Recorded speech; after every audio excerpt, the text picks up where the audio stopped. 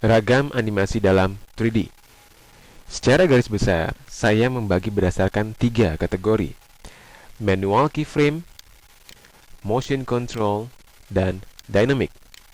Yang dimaksud dengan manual keyframe adalah Anda diharuskan membuat suatu pergerakan atau merekam suatu pergerakan secara manual. Sebagai contoh, untuk bisa menggerakkan objek tripod ini dari titik A ke titik B, dan dia berputar arah dari titik B untuk menghadap ke posisi titik C, dan kemudian dia bergerak ke posisi titik C, berarti saya harus melakukan secara manual keyframe dengan menyalakan tombol auto key untuk bisa menyalakan proses keyframing. Kemudian saya lakukan proses pergerakan keyframe di titik atau di jumlah frame yang saya inginkan, dalam hal ini 20. Proses perjalanan dari frame 0 ke frame 20, dia melakukan dari proses keyframe di posisi A ke posisi B. Sehingga Anda telah menciptakan 2 buah keyframe dari A ke B. Nah, untuk proses berikutnya, Anda baru melakukan proses perubahan moving. Dan di dalam posisi ini, saya akan melakukan proses perubahan yang baru adalah perubahan rotasi, yang dimana rotasi tersebut baru bermulai dari frame 20 karena dia sudah berhenti di posisi B. Dan saya tidak lupa untuk menekan tombol set key untuk bisa menentukan atau memberikan suatu penekanan bahwa di frame 20 inilah rotasi saya bermulai. Sehingga saya geser ke frame 40 dan saya melakukan proses rotasi sehingga arah kepalanya menghadap ke titik C. Sehingga apabila Anda saya rewind, Anda akan melihat suatu perubahan seperti ini.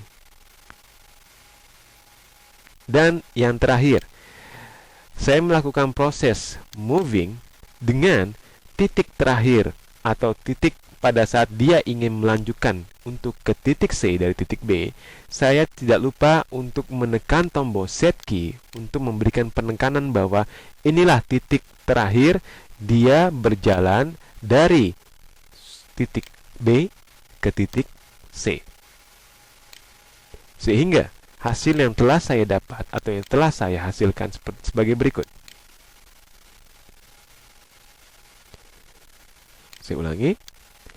Dia berjalan dari titik A ke titik B dan dia berhenti di titik B dengan kurun waktu 20 frame, dari frame 20 ke frame 40 yang dia melakukan proses perputaran arah, dan dari frame 40 ke frame 60 dia melakukan proses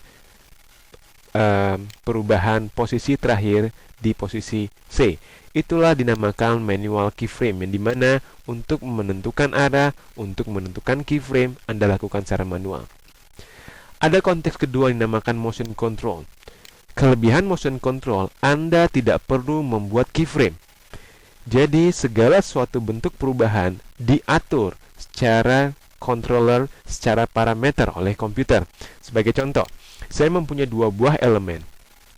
Elemen pertama adalah si tripod, si objeknya, dan elemen kedua adalah sebuah path, jalur dari yang saya buat dari sebuah garis. Nah, saya ingin membuat suatu perubahan atau pergerakan tripod tersebut berjalan di atas jalur.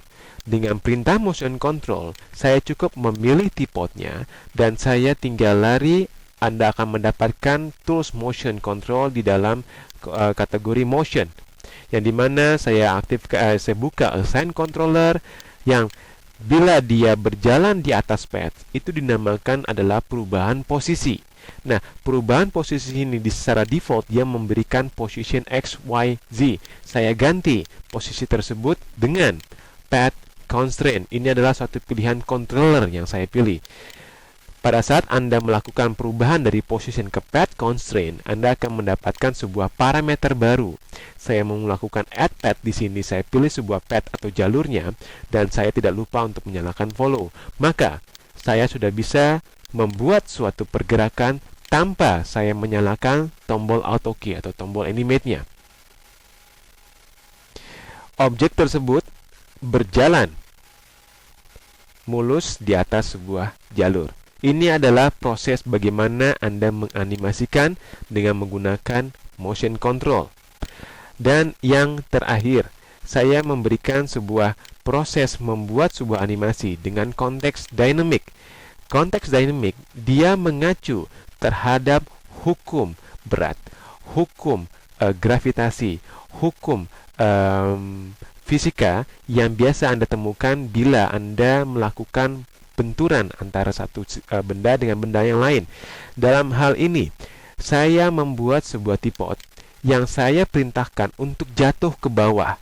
Yang sebelum jatuh, dia akan dihalangi oleh 2 buah papan berwarna kuning, yang sesudah itu dia akan terhempas jatuh ke dalam dataran di bawahnya.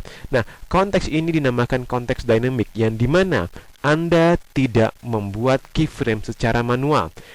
Komputer semua yang mengatur proses tersebut. Proses ini nanti saya akan bahas di satu sesi khusus, karena di dalam Max 5 Anda bisa menggunakan apa yang dinamakan sistem reaktor Advanced Dynamic untuk Max Release 5. Nah, di sini saya setelah saya setting sedemikian rupa, saya tinggal melakukan solving untuk bisa melihat sebuah perubahan simulasinya. Cukup saya nyalakan update viewport, maka pada saat saya perform simulations, Anda akan melihat bahwa tripod ini jatuh secara otomatis dikarenakan ada gaya gravitasi yang memungkinkan dia untuk jatuh ke bawah. Dan juga tripod ini bentuknya berubah dikarenakan saya memberikan kesan soft body terhadap tripod tersebut. Jadi bukan keras tetapi agak semi lunak. Nah, kalau Anda perhatikan, nah, objek tersebut bergerak secara otomatis didasari oleh proses kalkulasi yang dilakukan oleh komputer. Saya cancel. Ya.